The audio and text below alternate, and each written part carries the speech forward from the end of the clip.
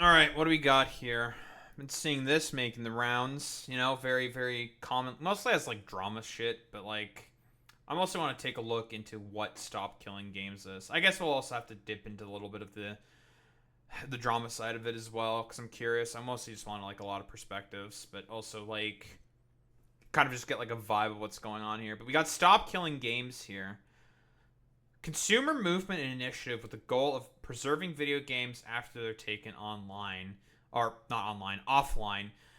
The initiative was started in 2024 by Ross Scott after the shutdown of The Crew, a racing game that required a constant internet connection despite being mostly single player. Dude, that's so fucking annoying, dude. I know exactly what fucking Ross here is describing. Yet the fact that there has to be like single player games that require constant fucking internet connection is the dumbest fucking shit on the planet. Well, here's the thing, Boy Meets Mini. In terms of the anti woke crowd, they're actually they are on the right side of this, right? They are in support of the Stop Killing Games initiative because, I mean, broadly speaking, yeah, this is a really fucking obnoxious thing that happens. So, what the woke person agreeing with the anti woke people? Horseshoe theory confirmed. Whoa. I mean, yeah. Honestly, this is like some really fucking annoying, idiotic bullshit. The fact that live service games, and we know why like live service games are a thing.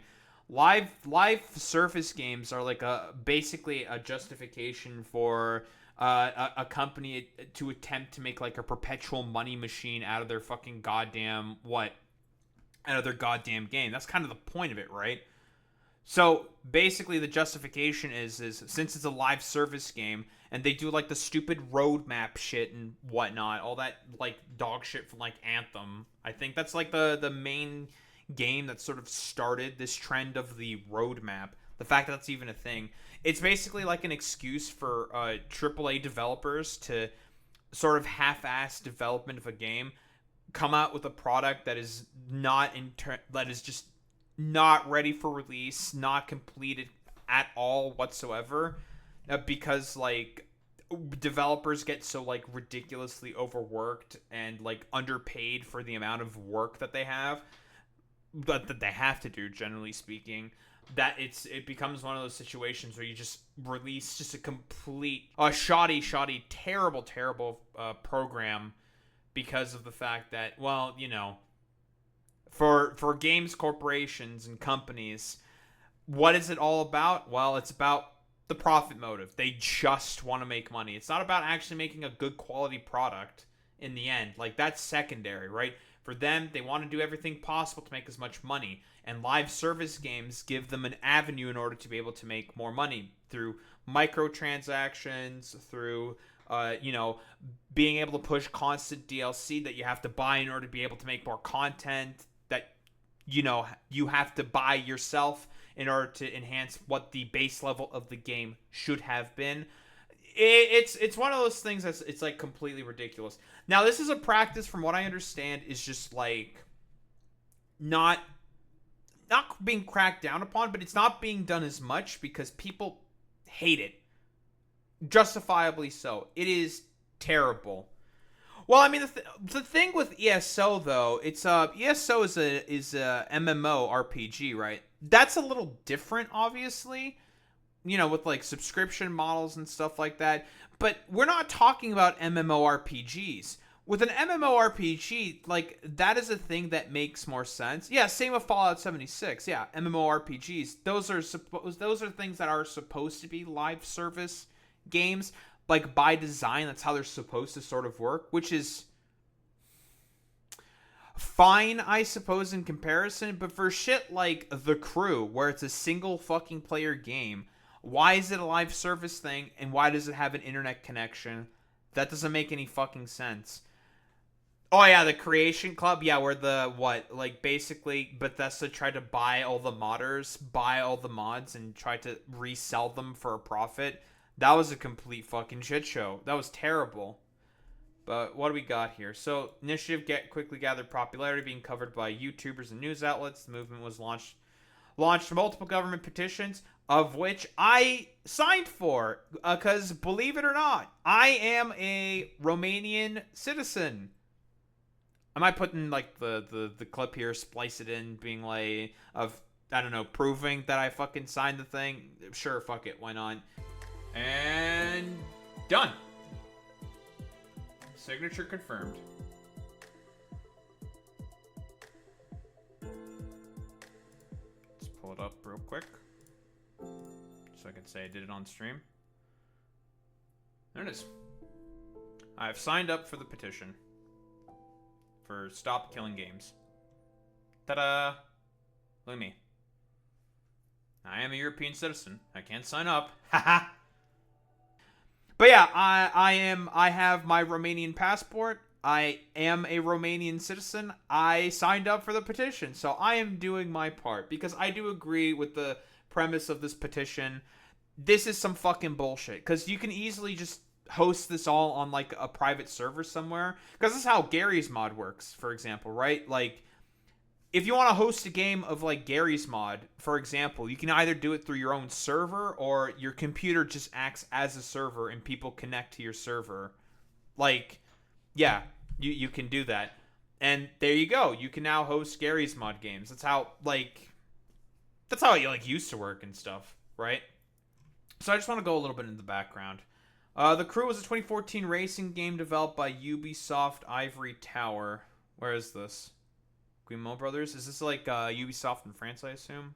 So, and Ubisoft Reflections, published by Ubisoft.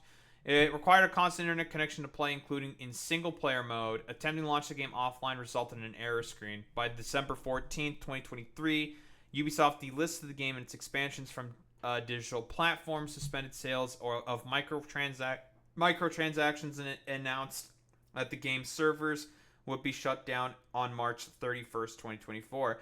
Okay, immediate fucking question is just like, why not just like let people host private servers, right?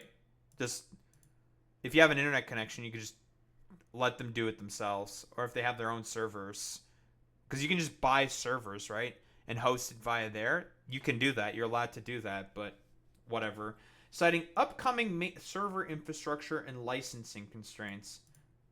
I guess licensing constraints for the cars used. Sure. Kind of a lame excuse. I get what is probably meant here by server infrastructure is they probably wanted to move the servers that was used for the Crew and probably move it to other games, more than likely. Just a shift of resources. Service was shut down as planned on that date when the shutdown was announced December 14, 2023. Ubisoft did offer refunds to people who recently purchased the Crew. In early April 2024, days after the shutdown, Ubisoft began revoking licenses from players who bought the Crew. Yeah, this is definitely some fucking bullshit. Again, like, why not just get rid of the online fucking component? Like, you can just do that and just let people play in single-player servers. Like, yeah. Yeah, exactly, Boy Meets Mini. Yeah, what loss does the company have for allowing self-hosted servers? Probably maintaining the software. That's probably the main biggest reasoning why Boy Meets Mini. But also, like, another thing, and I think, like, an apt comparison can be, like, all the fucking nostalgia releases, for example, done by, like, different companies where they re-release remasters of fucking games, right? Especially if it's, like, a live service fucking game that needed an internet connection. All, like, fucking nostalgia baiting shit. Nintendo is a big fucking proponent of this, right? Like, why do you think Nintendo went so hard going after, like, all the different emulator providers, you know, and different emulations of different games, right? They did this all the fucking time, for example. Like, they did that because, again, they want to re-release the same game that they did, like, 30 fucking years ago in order to sell it for, like, more profit for, like, 60 fucking bucks again. And then, you know, I end up buying Thousand Year Door because Thousand Year Door is a really good game. Jesus Christ. I'm saying that I'm a part of the problem. Ross Scott is a YouTuber primarily known for his machinima series, Freeman's Mind. Like, what? I'm assuming Half-Life? He is critical of the online-only games being shut down, describing the practice as an assault on both consumer rights and preservation of media. I agree with this. I think this is an understandable argument to have, right? Like, again, like, you can't, unless there's, like, an emulator, an ISO that's been made of the Crew, for example, doesn't have, like, all the stupid bullshit. Like, there's code wizards and people who have probably worked on this stuff like that. But, yeah, Yeah, it makes sense. Yeah, because it's some bullshit. Why do you have like it's if it's a game that's mostly like single player, then why the fuck is it being shut down? You can't access it. You can't play it. What? There's people who want to play the crew. I mean, there's probably not a lot of people who probably want to play it, but there's probably someone out there who wants to play some single player arcade fucking goddamn racing game, or just feel like replaying the crew or whatever the fuck. They should have the ability to do that if they want. You know, fuck it, sure. And comparing it to movie studios during the silent film era, burning their own films after they were done showing them to recover silver content. Silver content. Yeah, it's a great example, Boy Meets Mini. Yeah, I loved fucking goddamn Gran Turismo. Gran Turismo 2? That's my shit right there. That's a good fucking game, Gran Turismo 2. While also pointing out that most films of that era are gone forever. In 2019, Scott organized games as a service, criticized games as a service, calling it fraud. Yeah, again, I agree with this because again, with live service games, like I was explaining earlier, the companies, the corporations, quite literally were just like, you know, sort of they're putting out substandard products and they're putting out substandard sort of games out there under the justification that since it's a live service, they're going to do like random patches to it and like fix the game and further develop into it. And it's just like, bro, you're like a fucking multi-billion-dollar corporation. You can just spend more money, spend more in the budget. But no, you don't want to because it's all about the profit motive with these people. And that's the main fucking issue here. Anyway. Well, we got Pirate Software here, who's, he's like an ex-Blizzard dev or something. What was this, like, the main... I criticized Pirate Software for something before, right? Him, like, talking, like, trying to, like, double down and triple down on like being canceled sort of incredulously, like complaining about being canceled. I fucking hate when people do that shit constantly where it's just like, oh, like I'm saying this thing and you can cancel me if you want. It's just like, bro, like, are you asking to be fucking canceled or something? Like, this is really fucking stupid. Like, people provided a pretty decent criticism to like your position here, and now you're like bitching and moaning and complaining instead of engaging with the criticism. You're complaining about being fucking canceled. Like, fuck off, dude. This is very stupid and annoying. Yeah, it's privateer software. That's true. Yeah, what do we got here? What is Pirate Software here have to say? So this was also a thing, because again, this thing's been going on for a while, right? Stop Killing Games. It's only gotten traction recently because, again, I guess people dug up this shit before, right? And we're just like, huh, well, Pirate Software decided to post cringe about it, so now, like, all the drama, like, commentary YouTubers are, because they like going after Pirate Software and stuff, can, like, make videos about it. Although, honestly, like, I suppose in this respect, I kind of have to, I have to agree with them, because I agree with the initiative of Stop Killing Games. I think it's a good initiative, because I think live service games are complete bunk and bullshit, dude. But what do we got here? Hall, also known as Pirate Software Online. I've been in the gaming industry for about 20 years. I used to work at Blizzard Entertainment, then Amazon Game Studios, and now I own my own studio, Pirate Software, by the same name. It's an indie studio, and I've been here for about 8 years now. I also run a massive community. We've got 180,000 people in Discord, and most of what I do is try to teach other people how to make games, teach them that they can make games, show them the tools to do so, and try to do everything without any paywalls or bullshit in the way. It's incredibly important to me that we keep making games, and that the next generation has the tools to do so their medium doesn't die out. And it never will. And that's the whole intention of all of this. So that in mind, that community brought me this, and tried to get me to sign it. And I don't want to. Number one, I can't because I don't live in Europe. But number two, I wouldn't sign it even if I could. And I'm going to kind of go through this and try to explain the reasoning as to why that would be the case, without all of the internet hate machine that's grown up around it. So let's go into how this works and why this is an issue to me. First things first, what is an initiative? So an initiative is actually not law. It is something that you put together so you can put it up in front of representatives and they can start the conversation. The reason why I have a problem with Stop Killing Games is specifically it starts the wrong conversation. If we're trying to kill off the practice of developers putting together a live service game, pitching it as a single player experience, and then taking away support in the future, this ain't it. And the reason why is specifically on this initiative, under its own description, it says this initiative calls to require publishers that sell or license video games to consumers in the European Union or related features and assets sold for video games they operate to leave said video games in a functional playable state. Okay. Yes. I'm starting to Okay. No, what he's saying so far is he's just trying to what? Like outline all of the stuff. No, as far as I can tell, Pirate Software is not one of the Blizzard devs who stole breast milk. I don't think Pirate Software did that. I don't think so. So again, like I've been saying earlier, it's like, okay, you don't agree with this, but like you can just host on like your own server, or use your computer as a server. Like a computer can also be a server, right? So, like, you can do that. Like, you can do that, right? That's how like Minecraft servers very often work, right? It's kind of like crude and not the best way to do it, but you can set up your like computer. You can have like an extra computer set up as like a server with like internet receivers and shit like that, right? This is very, very crude. Whatever. You could set that shit up and just host a Minecraft server if you want. You can do that. That's not like impossible to do. You just have to put in the appropriate sort of like software for Minecraft itself in order to turn it into a server, right? You can do that. That's not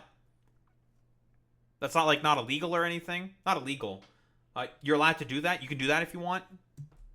Specifically, the initiative seeks to prevent the remote disabling of video games by the publishers before providing reasonable means to continue functioning of said video games without the involvement from the side of the publisher. This isn't always possible in all video games, and it doesn't call out the specific practice that this is supposedly trying to defeat. It is incredibly vague and will damage all live service games. How would you keep League of Legends in a functional playable state? You'd have to re-architect the entire game. The game is what is called client-server. So in client-server models, there's a... Is League of Legends a live service game? I guess technically speaking. But like... Is League of Legends a live service game? Kind of. But that's like kind of by design, right? Like there's no single player element of League of Legends. Like if the League of Legends server shut down, it's over. Like the problem is like they're like okay, we could talk about like the vagueness that's being put out here, but aren't they saying like what? They're saying that this is about single player games. And the game that's being specifically mentioned here is, well, The Crew, which is mostly a single player game, right? Which means if you want to just have a private server where you're just playing The Crew, you can just do that, right? Yeah. Final patch should always leave it in a playable state. Yeah, exactly, Happy Goat. Yeah. Fill the game with bots, but that's like boring, dude. Would you really want to play like a single player League of Legends game, like thrashing the... Maybe you want to do it like once or twice, but that shit gets fucking boring real quick. Like, cause if League of Legends servers go down, it's like it's over, like it's done. Like it... I don't even know why we're bringing up League of Legends. I don't think like League of Legends isn't probably going anywhere like anytime soon. Probably not. It's really popular in China and Korea. Like that shit ain't going nowhere. But yeah, I like. What's like a better example of this? I want to say Han, right? Heroes of New Earth, right? Han is gone. Dota is probably not going anywhere. Dota's probably here to stay. I'm just trying to think, like, I don't think, like, League or, like, Dota, I don't think I don't think they'll ever go anywhere. And, like, the example doesn't really pertain here as well for, like, League of Legends. Like, that's, like, the thing. Because it's designed inherently to be a multiplayer experience. The Crew is not inherently a multiplayer experience, first and foremost.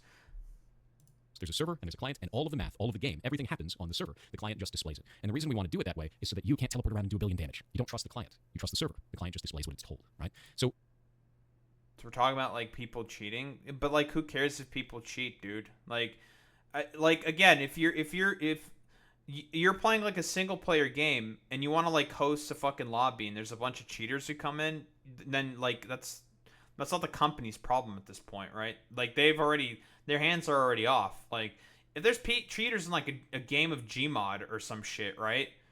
Or like Trouble in Terrorist Town, like okay, like you can just like report them and try to like kick them out or some shit, or you can just leave the server and go to a different server, right? There's like some amount of agency, you know, that happens that you can have there and just leave. Yeah, that's a good point. Yeah, EA games do need you to all like log in, and then you know the year that's over, they can just like yank that stuff. Right. Yeah, I agree. I think that's some pretty bullshit, right? But you can still play them to like a single player capacity, right? Like you can still play like whatever the sports game campaigns. You just can't play on.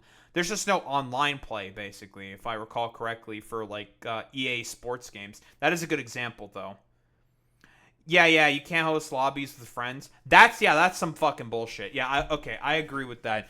Yeah, you should just be able to host that locally then, right? Mirror's Edge is a fucking single player game. Why is Mirror's Edge a live service game? That's so fucking weird.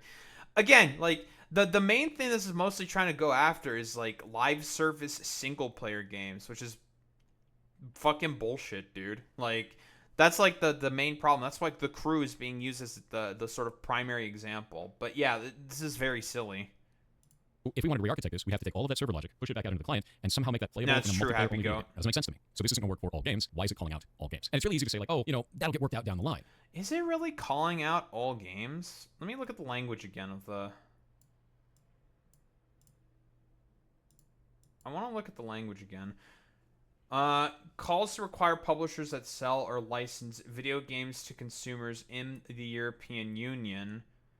Well, because I think they want to call out all video games because they want to stop the practice overall, which is why it's being generalized, right? The problem is that live service functionality is being added to single player games, which shouldn't exist, right? And a lot of like, because this is a thing that happens all the time, right? In terms of like consumer rights, for example, right? Like right to repair, for example, is a huge fucking problem. Or like where like a bunch of like warranty bullshit constantly fucking happens, and if you try to go to like a third party repair site and you can have a bunch of problems. Like it's very, very stupid. Yeah, Thor is just being annoying and nitpicky. I kind of agree. Like these multi-billion-dollar corporations are going to be hurting? Not really. Like if they decide to just add in like some like local play sort of functionality such that the game doesn't have to die when the servers get like mostly like shifted around for new projects, because that's generally what happens, like then this wouldn't be really much of a problem, right? But corporations, they don't want to do that for some reason, because again, it's all about like making as much profit as possible. And it's really easy to say like, oh, that'll get worked out down the line. But we're dealing with government here. If we're going to be putting up these types of ideas specifically in front of government, we need to be calling out the right issues, especially if you don't have precedent set. Because now you're going to be setting precedent on something that doesn't make any sense with people that may not understand the nuance of our industry, all in the name of saving games. I can't agree with that. So let's go into why this is happening, right? So why did this start in the first place? I mean, I don't disagree with the fact that, yeah, a lot of like politicians don't understand video games because they're just old crotchety dumbasses. These specific cases they called out, they're egregious, and they have one. It's The Crew. So action on The Crew. The video game The Crew, published by Ubisoft, was recently destroyed for all players and had a player base of at least 12 million people. Due to the game's size and France's strong consumer protection laws, this represents one of the best opportunities to hold a publisher accountable for this action. If we're successful in charges being pressed against Ubisoft, this can have a ripple effect on the video games industry to prevent publishers from destroying more games. First off, I don't like the idea in this that it has a player base of 12 million people. That is not how long-running games work. There is a large number of people that buy the game, and that player base slowly dwindles off until nobody is. Well, I don't understand then. Like, again, like, you're having a problem with vagueness, and the petition mentions specifically The Crew. It's trying to like ban the practice in general, and they're citing specifically The Crew, right? It's trying to set a particular precedent. This seems very like nitpicky so far. Playing anymore. If there's any cost associated with keeping the game online, which this was an online video game, then eventually it costs more to keep it online than it does to keep running it, right? So the cost Yeah, that's a good point, Zane. Yeah, even if the player base dies off, if I want to play it and I paid for it, that should matter. Yeah, like what I've been saying earlier, right? Like there are people out there who may just want to hop on The Crew and just play like the single player parts of The Crew, and they can't do that now because the servers are shut off and they don't have access to be able to play the game. That's some fucking bullshit.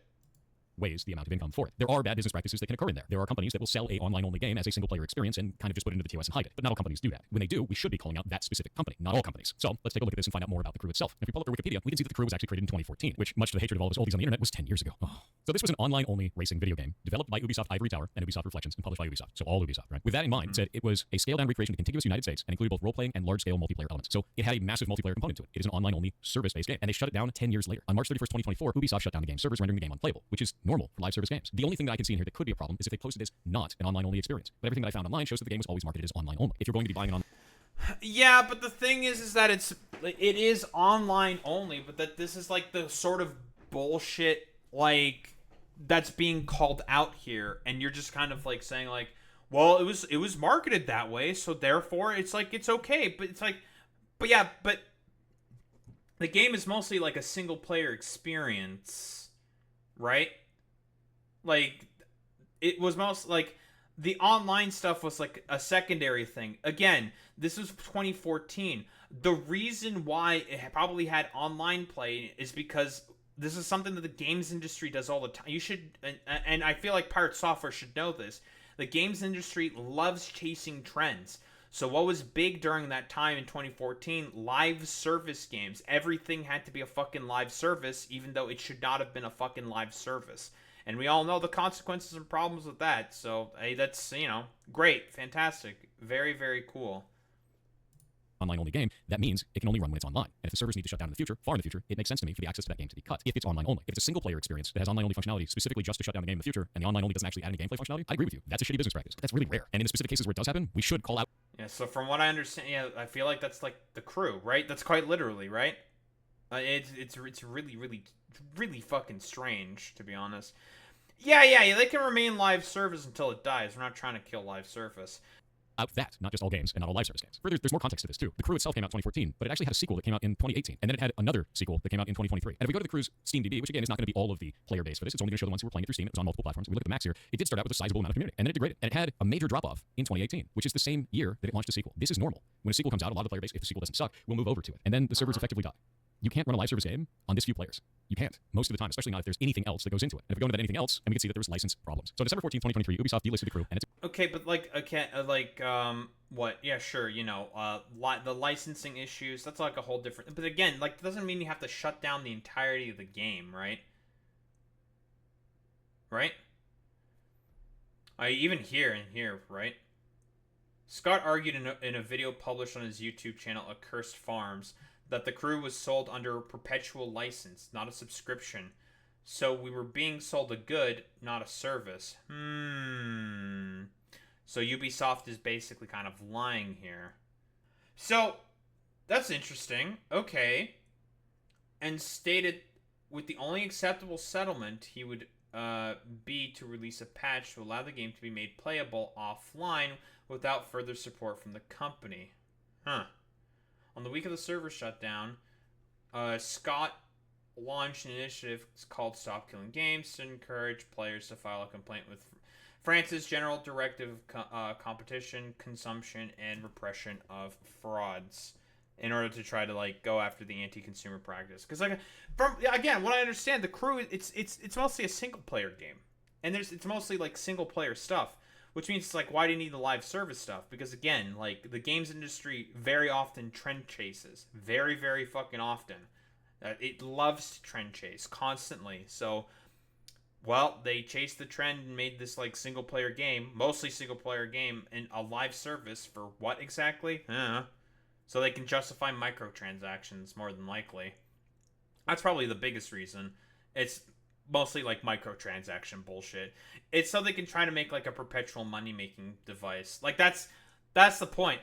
By the way, that's how live service games were initially sort of sold. There's a chart about this. I know that Stephanie Sterling, they bring this up all the time. It's the live service games graph. And quite literally, it was Ubisoft that did this fucking shit. Oh, it was with fucking Assassin's Creed. I have to fucking find it. Here, it's this. Right here. This shit. This is the idea behind the live service game sort of thing right here. Right? It's supposed to basically be, well, as is stipulated right here, about more recurring profit. But that's just not possible. No model of a game like this can ever exist. This is it's more or less impossible, right?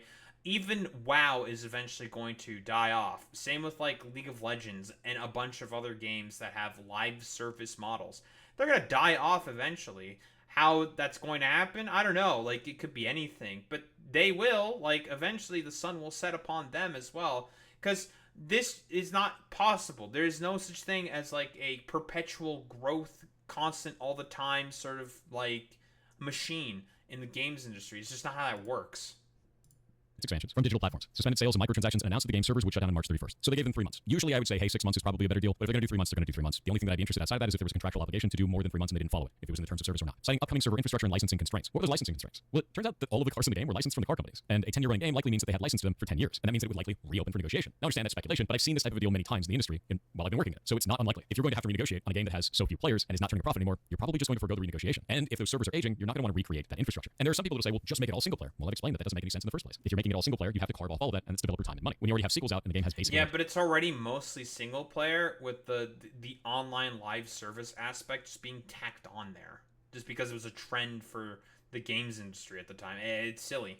Players left anyway, it makes more sense to just move on. I don't find that to be a problem from the developer perspective, and I understand that people find that to be a problem from the player perspective. These are two different ideologies, and that's okay to have two different ideologies. I just won't agree with it because I understand the burden that puts if we raise that problem in the way that we are right now. If you try to tell me that every studio needs to run their live service game indefinitely or not run one at all, then no one's going to run them, and we're going to miss out on adventures like Final Fantasy XIV, and even though I don't play anymore, League of Legends, or any other live service game, any of them. You're talking everything, like even phone games, as funny as that is. A lot of people don't realize that phone games require online. Yeah, but the problem is that those are all inherently multiplayer games. Again, like The Crew is mostly single player, right? There is some multiplayer aspects within it, but primarily speaking, it's all single player stuff. Like it's really strange. Yeah, like no one's saying to run it indefinitely. That's not what anyone is saying. It's saying like, okay, let people be able to host their own servers if they want to host it themselves on their own computer. For the single player aspects, fuck it, why not? Let people be able to establish peer-to-peer Whatever happened to like the peer-to-peer networking stuff? Oh yeah, it got fucking cracked down on because of LimeWire and shit. That's what fucking happened to it. Online only activity. What about things like Pokemon Go? What about stuff like Monster Hunter Now? What about any of these? We'd never get any of them. And that's why I think this needs to not be vague. It needs to be specific about the business practice it's trying to defeat, which is specifically companies that are doing this under the guise of it being a single player game, but adding online only functionality that is not necessary and doesn't add any gameplay elements. That's the problem. So now we're going to go to Ross, otherwise known as Accursed Farms, the creator of this initiative, and one of the ones that's pushing it the most online. I'm going to let him say exactly why he thinks that this will go through very easily and why it is important, and then I'm going to tell you why I don't agree with it. Becomes law in the EU? Yeah, it might be. Now, it's not a guarantee, but I think if we get the signatures, this passes. Why do I say that? Well, it's a few factors. Politicians like easy wins, and this doesn't require them to do much at all. And unless it involves gambling or protecting children, politicians generally don't care about video games. So this isn't a big consequence to them or most of their constituency. I'm going to stop it there for a moment. The assertion that politicians just like easy wins, this legislation will go through, but the politicians don't care about a multi-billion-dollar global industry and that it doesn't matter to the constituencies is incredibly absurd to me. I don't think this is the right direction at all for a movement like this. I think it's incredibly damaging and it makes our entire industry look bad, both on the player side and the developer side. If we're going to be putting forward anything that may eventually turn to legislation, it should be passing because it's the right thing to do for consumers and developers, and that there's some kind of middle ground, not just because it's an easy win and politicians don't care. Pirate Software, I have bad news for you. Someone doesn't know about how politicians can be easily swayed by industry money and lobbying efforts. Like quite literally. Ross is not exactly inaccurate in saying that politicians do like easy wins. I mean, a bigger problem is that like politicians are out of touch and they don't really understand like video games whatsoever. A quick reminder, like the satanic panic of the fucking 90s was not that long ago, and like the sort of like panic about violence in video games, again, early aughts, late 90s, this wasn't that long ago. A lot of people really don't know much about like video games. Like a lot of younger politicians and congress people are starting to get more and more into power who probably have played video games throughout their lives, and this is starting to change. But like, first off, lobbying is a thing, so you can lobby politicians to adopt certain positions, and certain politicians are just going to support industry positions whether you like it or not, right? You also have to consider like how politicians are incredibly fucking dishonest people. Not all of them are fucking angels, okay? Like, let's be honest here. That's like no politician. There are very few, rather. But people also just lie. That's also another thing. People lie. Social engineering is a thing. You know. Yeah, maybe Zoran is a gamer. You know, I don't know. I don't see Zoran Mamdani saying a lot of slurs, so maybe he's not a gamer. Yeah, lying. It's one of the most overpowered techniques. You can't fucking nerf it at all whatsoever. It's unfortunate, but yeah, it is the correct thing to do. Right? Is essentially like trying to push for because again, he himself is also being vague. This isn't about like killing live service games, right? Like he's sort of generalizing in general, or yeah, generalizing sort of basically.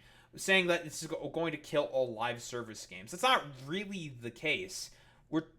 I think what he's talking about here, if I'm like understanding his position correctly, is again, he wants to essentially make it such that if there is a game with mostly single player elements, if they have like online functionality, they shouldn't have that online functionality, or make it such that when they shut down the servers, that the players are able to sort of maintain that online functionality themselves through, say, peer-to-peer networks. Because that's how it works with like Gary's mod. Again, I go back to the perennial, or TF2. Who's any TF2 enjoyers here, right? You just join a server on TF2, right? You just join a server on fucking TF2 and you just play on that fucking server. And most people are, and it's like random fucking users who are hosting that fucking server. Yeah, same with CS. So again, it's just like, there's already like companies that have implemented this functionality throughout like a bunch of their fucking games already. Like, Ubisoft should do it as well. But again, Ubisoft's more interested in making profit. Like, that's the thing that they care most about.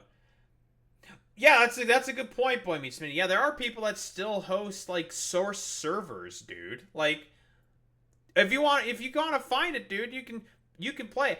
Like, I played, like, you want to know what servers are still being hosted locally by people? Battlefront fucking 2 on Steam, and that game is like over 20 fucking years old, dude. Oh, it's gonna be 20 years old, right? I think it came out in like 2005? I'm talking about old Battlefront 2, not the new one, old Battlefront 2. If I want to hop on a game of fucking Battlefront 2, just do some fucking Galactic Conquest, I can host a game and get into a game, dude. And I've done that. I've done that with some buddies of mine. We hop in a Discord call and we're like, yo, we want to play some Battlefront? We're like, yo, Battlefront, bro. Someone hosts the fucking goddamn game. We hop in, done, easy clap. And it's all hosted locally. Crazy. Sets us off on a completely wrong foot. EU law is already unclear on a lot of this practice anyway. And that's dangerous. If we're going to be setting precedent, which could change the way that law works all the way down the road, then we need to be sending the right message, which this is sending a vague message that doesn't cover the actual problem. So this is not a win to me. This is a huge risk. And we would be making it easy for them to... I mean, all law is like vague to like a certain extent. A bunch of law is like vague. That's why you can, amend the law. You can do that, right? Like, you're allowed to do that. You can make amendments to laws. That's a thing you can do. Settle it. It falls in line with other consumer practices. You know how when you buy something, you're generally allowed to keep it? In the case of live service games, in the terms of service for those, you are not buying the game. You're buying a license to the game. And that's the part that's really different here. If we don't like the idea of live service games as a whole, I get it. Don't play live service games then. Don't agree to those terms. But if we're under this weird idea that we need to get rid of all live service games or damage that practice in any way to keep in line with consumer policies, it is in line with consumer policies. It wasn't. Well, the thing with a lot of live service games, and that kind of defeat Pirate Software's sort of like point here, is he brought up League of Legends. League of Legends is a free game. You can just download League of Legends and start playing it, right? You're not buying a license to play League of Legends. Now, if we're talking about a subscription model like World of Warcraft, well, that's different, right? And that's okay. It makes sense for a game of like World of Warcraft to operate off of a subscription-based model. I think that's fine, right? What other like live service games can we like point to, right? A lot of live service games sort of operate off of the assumption that, yeah, you buy a license in order to be able to play a game. But the thing is that if you're doing that to just buy like a particular like single player game, that's some fucking bullshit, right? That is some fucking bullshit. You can't just like sort of like inherently take that away. It's very, very strange. And yeah, like Forehead don't buy live service games is kind of like silly, dude. Like, unfortunately there was like a trend where everything was a live service game. So like, are you expecting people to just not buy games from like the time period of like, I don't know, like 2014, 2015 to like, I don't know, like 2019 or some shit? I'm not sure how long the trend of the live service game happened. Like, it happened like a long while. But like, do you want people to just not buy those kinds of games or something? It's very, very weird. It wouldn't be there in the first place. So this doesn't really make a lot of sense to me. You're not buying the game, you're buying a license to the game. In the niche cases where a studio is trying to sell a game as if you are buying it or purchasing it or using that language specifically, and they give you a live service game instead, I agree that should change. That language should change. You are not purchasing the game, you're not buying the game, you are paying to have a license to a live service experience. I get that. Is that what this is doing though? The initiative is not trying to call that out specifically. It's trying to say that all games need to stay in a functional, playable state, which is not calling out the language that is being used to manipulate the player. Call that out specifically, not this vague bullshit. And finally, this is a diversion from really... Yeah, but they're pointing specifically at the crew. The like, calling out vagueness here doesn't make any fucking sense to me, because again, like, the specific example that's being cited is The Crew, right? And it's essentially the argument that's being laid out here is saying, like, if it is a single player game, it should not be a live service model. That's the argument here. If anything, like, Pirate Software is technically the one who's kind of making it more vague here in order to sort of like fit the definition of it applying to all fucking video game live service games, which is just like, well, that's not exactly what what the initiative is calling out here. Yeah, he is strawmanning. Serious topics that politicians will prefer not to deal with. That's really gross to me as well. The idea that this is just a diversion from serious topics and they can get an easy win in and we can just push it through and there won't be a lot of pushback on it and they're not going to have to think about it too hard, that's crazy dangerous, dude. If you're going to be setting precedent, if you're going to be putting forward something that you want to start a conversation to eventually become legislation, and these are the reasons for it, not only can I not agree with the initiative, but I can't agree with you. And I think that the tactics that you're using here are really disgusting. So yes, I won't agree with that, and I won't agree with Ross. There's no way around that. I think this is gross. To sum it all up, no, I will not be supporting the initiative Stop Killing Games. I'm not going to change my mind on it because I find this language to be incredibly vague and damaging to the rest of our industry. I think that it would be bad for both developers and players down the line in the way that it is currently written. And I think that starting a conversation that doesn't get to the core of the issue is both wasted time and leads to potentially bad outcomes. So if we want to talk about this, let's talk about the actual bad business practices. In the case that a studio is making a live service game and they sell it to you as a product, they say that you are purchasing the game or you are buying the game, when in reality you're actually purchasing or buying a license to that game. I think that we should be fighting about that. That needs to go away. A player should be well informed at the point of purchase that they are purchasing a license, not buying a game. And the reason that we have those licenses in the case of client-server interactions that we had before, we're talking about client-server games, is so that they can ban you. Yeah, I think he's just going to reiterate the point here. Again, he's not really engaging with the actual argument, with the actual example that's being cited here. He didn't even go further down into the part of the Wikipedia article that is... Like, why don't we pull up the Wikipedia article that kind of, like, directly debunks his fucking point? Sure, why don't we take a look? It was during the part of server shutdown. Right, so he listed out this part right here. Upcoming server and licensing constraints. What are those licensing constraints? Right. There was the licensing constraints that was brought up before. Here's the Stop Killing Games initiative, right? Where's the bit? 1 week in the server shutdown, Ross Scott, a YouTuber who created a Machino series, Freeman's Mind, expressed opposition to video game shutdowns like the Cruise in videos uploaded to his YouTube channel since 2015. Had released a video about the game in 2018, noting the game would be shut down at a future date due to its online-only nature, which I think is, yeah, bullshit, because it shouldn't be, well, online-only, right? Like, if it's mostly about, like, single-player game, like, it shouldn't be that, right? Launched an initiative called Stop Killing Games to encourage players to file a complaint with France's General Directorate of Competition, Consumption, and Repression of Frauds to act on the game's shutdown, including that of the Crew. In July 2024, Scott's initiative became an active ballot within the European Citizens Initiative, requiring 1 million signatures for the European Union to consider passing relevant legislation. Within several weeks, the petition had accrued over 200,000 signatures. Well, it's at 1.2 million now, so it's been successful. This actually could get to the union, to Brussels itself to be considered for passing relevant legislation, right? November 4th, Matthew Castle and Alan Liu, who recently purchased physical copies of the game from GameStop stores in early 2020 and November 2018, filed a class action lawsuit against Ubisoft in the United States District Court of Eastern District of California. Castle and Liu accused the company of misleading players into believing that their purchases of the game were permanent instead of buying limited licenses, and for falsely representing the physical copies contained the game's files instead of simply a key to unlock the DRM of the game.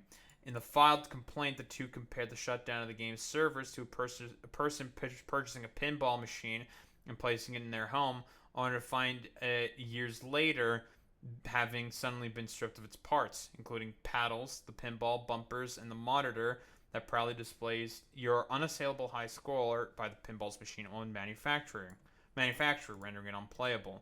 Ubisoft, in its motion to dismiss the case, emphasized that there was no unfettered ownership rights in the game, implied when a user purchased the game that the shutdown followed a notification period, following terms that were published on the game's retail box and its digital EULA. Yeah, but no one's gonna fucking read any of that shit, right? So, technically speaking, yeah, Ubisoft will dismiss the case because they did their fucking whole legal obligation, blah, blah, blah, blah, blah, shit like that. After shutdown the game, efforts had been made to make the game functional again. A group of fans known as the Crew Unlimited are currently developing a server emulator. Again, like, this is the thing, right? You can just have a fucking server, right? You can just host this server side. Like, you can do that, right? You buy servers and then you just host it server side. You can do that. Now, official server software is being made using dumps of the game's network activity from the time the official servers were available. Using a custom DLL file provided by authors of the software, the game will be playable either offline by hosting the software by the players themselves or online by connection to server hosted by TCU. See? Pirate software, you can do that. And that's the argument that's being raised here, primarily speaking. When you cheat at them, they revoke your license. That's why they revoke your license, to protect the gameplay of every other player that you're impacting when you cheat at these games. That needs to exist, but it needs to be better informed to the player at time of purchase. So I agree on that. Yeah, no one cares about, like, if people cheat in the fucking Crew, I don't know in what way they would cheat in the Crew, then that's, like, up to the people who are managing the server to take care of. That's up to those administrators to take care of that stuff. Like, quite literally. This doesn't bring that up, though. It just attacks all video games that have online-only components and says that they need to keep being able to be played indefinitely. That doesn't make any sense to me. Aside from that, a lot of people really like live service games, as they exist now. So trying to kill off all live service games, as some people have said online, doesn't make any sense either. Live service games are a great way to get away from the real world. They are about social interaction between players. Some people get married in them. Some people met their spouse in them and then got married to them. It's a really cool thing for a point in time in which you're having that social experience. And to destroy that just because you don't like them is very weird. I don't think that makes a lot of sense to me. Again, this is like a complete fucking straw man. It's specifically talking about a single-player game that hardly uses the live service elements. That, again, Ubisoft was capitalizing on the live service sort of elements because it was a trend. That's the fucking problem, dude. I also don't think it makes sense the way that Ross is posing this is why it's going to pass. I think that's incredibly inflammatory. Yeah, exactly, Happy Go. Yeah, dealing with cheaters is better than no game, you weirdo. Yeah, it's like, that's a pretty good point. What he's trying to stop, and to games as a whole. To say that the government just doesn't care and this is an easy win, we're going to get it through, is disingenuous. You're talking about a multi-billion-dollar global industry. To think that the government isn't going to be meticulously looking through this and looking for flaws and holes is absurd. So I don't think that's honest at all, and I find it disgusting. So for everyone who's mad about that, fine. Be angry about it. I'm not going to change my stance on that because I can't agree with this, both as a dev and a player. I see the danger involved, I see the vagueness in the language, and it doesn't make sense to me. If we want to fight for better conditions for players, then fight the actual problem. Don't make silly. I don't know. Like, again, like, you can... People, like... Bro... Like, there's already a group of fans that are developing a server emulator. This is how emulation quite literally works. This is how you keep old medium alive. Why do you think, like, Nintendo significantly cracks down on people who emulate their fucking games? I think also, wasn't there also, like, a case where, Nintendo used, like, an emulated game for one of the re-releases of one of their old games before? Like, that was a thing that Nintendo once did? That's fucking hilarious. So, again, like, Nintendo, why do you think they crack down on that stuff? Because, again, they just want to make more money from nostalgia releases. But I want to keep going. Pirate Software response to Stop Killing Games initiative reaching over 1 million signatures. Going to be honest with you, I hope that your initiative gets everything that you asked for, but nothing you wanted, and I'll leave it there. But I wanted, like, more sort of, like, reactions and, like, perspectives of normie gamers and even some of the further right gamers like Asmongold and like JackSepticEye and even our boy Moist Critical here. Although I think Moist Critical mostly shits on Pirate Software here. But let's see. What do we got here? Oh, I'm a tough guy. You feeling lucky? Yeah, that's right. Spear fingers. You know why? Because it's been about 30 hours since I last slept, and I've done 3 different intros, all of which crash and burned, and I am off my gourd, so now I'm going wacko mode. But even in my sleep-deprived state, I am still lucid enough to recognize how cattywampus the AAA gaming space has become. Like, the gaming industry has so many things that I have bitched and moaned about. Probably the biggest practice that I've been most vocal about, not exactly shy on, is the topic of you will own nothing and be happy. The Ubisoft motto. God rest that company's soul. What a pile of dog shit. But it's not just Ubisoft. It's become a prevalent business strategy across the gaming industry. You will own nothing. You will be happy. You're basically... You come away with the idea of ownership of whatever games you purchase. I've worn this topic out more than a fleshlight in a frat house, but it is something I'm very passionate about. The gaming industry is getting away with more and more garbage where they'll take a shit in your mouth and you're expected to thank them for adding some flavor to your taste buds. It's terrible. And there is an initiative that has been aiming to fight back against a lot of these practices that I think really need some big overhaul. And it's an initiative that I think a lot of you are probably very familiar with. It's called Stop Killing Games. And I've followed it since its inception. I've talked about it on stream quite a few times, though this is my first video going over it. And I regret that now because I see it wasn't going as well as I thought it was. Admittedly, I didn't follow how successful the initiative was, only that it was aiming to do good for consumers, and that it was taking proper steps legally to get there, and it was going through all of the right channels. And now today I watched a video from the guy that's spearheading this. His name is Ross. He posted a video called The End of Stop Killing Games, where he's giving an update on where everything's at and how it's kind of at the finish line here with a lot of failure to show for it, with only a few other chances to fight back. Now, before getting into the weeds on the topic, I want to get this in the beginning because I imagine the vast majority of people won't watch the whole thing. I'm putting a link to the full video on Stop Killing Games. You know, it's not. Listen, at least this is the one This is the one time where spite is good, you know? The one time where I typically rag on like spiteful fucking behaviors. This is one of the few times where spiteful fucking behaviors is good, because it seems like with pirate software talking about like stop killing games and then it getting like dug up and the whole sort of like internet sort of like hate machine being swirled around because of this, like, yeah, I think I don't know, and it's one of those situations where it's just like, great, fantastic, like something that is all about like pro-consumerist policy, like, because like I've talked about this before, right? Like, for example, the right to repair, quite literally, is like a very heavy anti-consumer practice, right? The ability to repair like your own like equipment and stuff, or like your phone or like your car and stuff. That's like way harder right now, because again, a lot of companies and corporations want you to go to their sort of proprietary sort of repair guy, so that they can charge you, well, a premium in order to, well, repair either your device or your sort of vehicle, what have you. It could be anything, right? As well as a link to where you go to help support the Stop Killing Games initiative, because there's only a little bit of time left for the most important parts of it now that it's at the end. So if you know what the movement is and want to support it but didn't know where, the resources are in the description, or if you want to get it right from like the source, I have a link to his video. But I want to go into it myself here because it is a topic that I do feel very strongly about. But for those that don't know anything about Stop Killing Games, I'm going to let him explain it in his own words, so that way you can get an actual, correct, informed explanation of what the initiative is. And the reason I say it like that, kind of like fucking all, pinky out, snooty, is because a lot of people don't even really know what this is, because of people like Pirate Software completely misrepresenting what the initiative was. As a refresher, Stop Killing Games is a consumer movement to stop publishers from effectively destroying video games they have already sold to customers. I'll pause right there. The simplest bare bones birthday suit butt-ass naked explanation for what this is. Stop destroying things that people have paid money to own. I think that is a very understandable, very reasonable take, very agreeable. Now I want to quickly jump to a different spot in this video, because I think it's important to have this in the beginning, because it's something a lot of people have heard that comes from someone that is just wrong about it. It's the Pirate Software portion. Ross is addressing the video Pirate Software made many months ago. Ross even says that he didn't plan on doing that because he didn't want to be seen as using this for drama farming, because it would start to make the movement look less of like a legitimate initiative and more of just like drama slop content type thing. But he finally starts talking about Pirate Software. That's pretty reasonable, because like, from what I understand, this does seem like actual, like, genuine, like, not fucking bullshit. Which is why, I'm more interested in sort of looking at this. Here, because it's at the end of the life cycle of this initiative, and it's not looking... Yeah, that's also a really good point there, Happy Go. Yeah, John Deere is in terms of, like, proprietary anti sort of, like, right to repair sort of stuff, huge, big example right there. Huge, folks. It's a big example. So he's willing to do anything to try and set the record straight and hopefully start getting more momentum back to the movement, because the also damage Pirate Software did to it through his video was substantial. This video came out right as we were building momentum, then except for one boost in Germany, the signatures started drying up like clockwork. Ford does not understand what Stop Killing Games is. Here it is in his words. So if those don't understand, the Stop Killing Games initiatives is basically, we don't want single-player games to have DRM that the developers can turn off and thus render the single-player games inactive anymore. This is what they want to change. They need to be specific that they're talking about single-player games that do not need a server to support them. No. And as much as they want it to be about specifically games, whereas a single-player game that has always online functionality, it would impact every live service game that exists, instead of just targeting single-player, always online games. No, that's not what it is. Stop Killing Games includes single-player games, but nothing about it is specific to them. He completely made that up, and I have no idea where he got that impression. It's the first line on the website. Stop Killing Games. Consumer movement started to challenge the legality of publishers destroying video games they have sold to customers. And the problem is that, like, Pirate Software can just be like, well, that's really vague, and I don't really know exactly what that means. Like, he can just do that fucking whole he can just do that whole fucking, like, stupid ass rigmarole, right?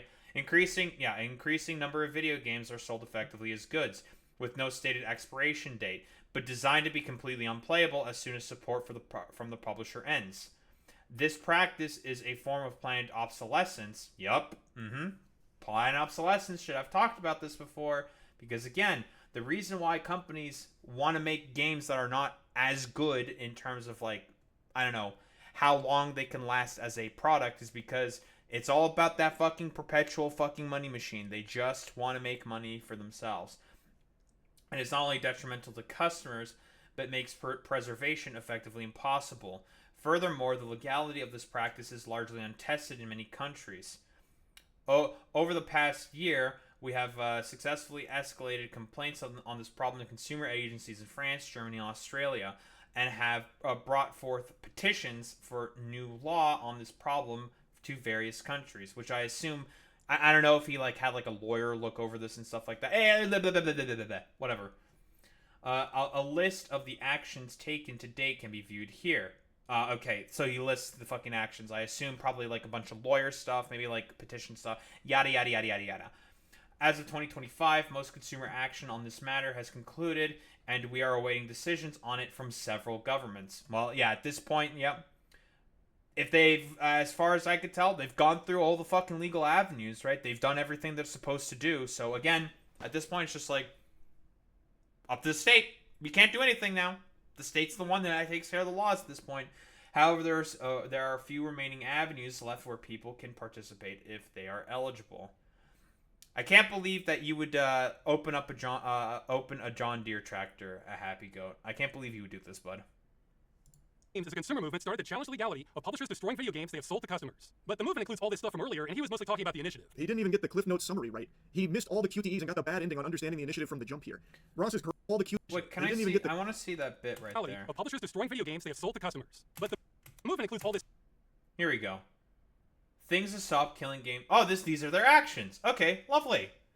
Submit complaints to the European Consumer Centers network from multiple countries. Dead end, no consistency at all from offices, was redundant at best. Submit a petition to the Canadian Parliament. Hey, that's us. And it was a dead end. Said provinces will have to deal with it, which are too small to impact the industry. Oh well. Make contact with the BUC to influence the European Union Commission. Ongoing, which is what the petition currently is right now for, right? Submit complaints to the that's a German word, on the crew. Issue escalated at the agency, decision pending. That's going to take however long it takes. Submit complaints to the DGCCRF on the crew. Issue escalated to the highest levels of the agency, decision pending. Oh, they're literally getting fucking courts to look at this and shit. That's crazy. Contact the UFCK Quaisor? It's fucking French. I'm a francophobe. On the crew. Ongoing. Submit complaints to the French legal mediators on the crew. Still processing, but likely will get deferred to the DGCCRF because, like, you know, that's their jurisdiction or whatever. Blah, blah, blah, blah. That's a standard thing. Submit complaints to the ACCC on the crew. Issue escalated at the agency. Decision pending. Submit a petition to the Australian Parliament on the destruction of games. Said they won't act. The ACCC should be contacted instead. Oh, well, they did that already. Ask questions to the European Commission on the destruction of games. Said there could be a violation, but it has to be handled through the member states. Okay, so they have to go through the individual sort of states and stuff like that. You know, like Germany, the French, would have been England at the time. Probably not. They might do it. Probably a separate thing for the England. Yada yada yada. Complaints to the FTC. Obviously, no response there because the FTC doesn't give a fuck. They hate you. Initiated a lawsuit in Brazil on the crew. Failed due to requiring sales figures on the crew in Brazil to proceed, which we don't have. Well, that's unlucky. Wait, I'm curious. Could you find that? Sales figures on the crew.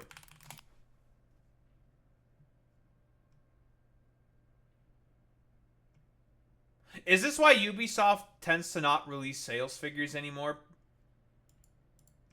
Because I feel like this is a pattern I've seen from Ubisoft games in particular. They don't tend to release sales figures very often.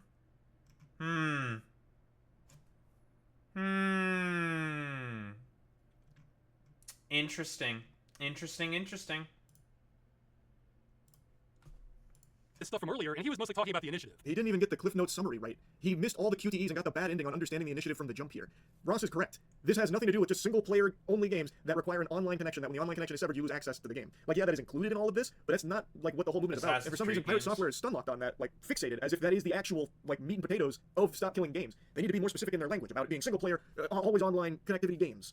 when that's just not what it's about. Like, they're not being specific about that because that is not what they're specifically targeting. It is about the whole practice of destroying games that consumers have already purchased and having no end-of-life plans for games that are being sunset. So, for example, The Crew. The Crew is an example everyone is going to reference and talk about because Ubisoft is still currently in a lawsuit battling against it for what happened with this game. I've yapped about it quite a bit, so I'm not just going to regurgitate that. I'm sure a lot of you already know the story about it. But basically, you buy The Crew, Ubisoft pulls the plug on the servers, you can't play The Crew anymore. Now it's just an old, wet dream of what once was. And they are facing a lawsuit. And while this is in the umbrella of Stop Killing Games, it is not the only thing Stop Killing Games is referencing when it comes to this practice. Pirate Software is so hung up on it being single-player games that people lose access to, when that is a component of it, but not the entire focus. Well, the short version is the initiative is about requiring publishers to have end-of-life plans for games they sold to customers in the future. So when they shut them down, customers can continue running them without their support. So that's one thing Thor doesn't understand. But he also seems to think this is about converting multiplayer games to single-player. Transitioning entirely. Yeah, it's just it was a complete fucking straw man from the beginning. Because again, it's not about just like the single player fucking bullshit games.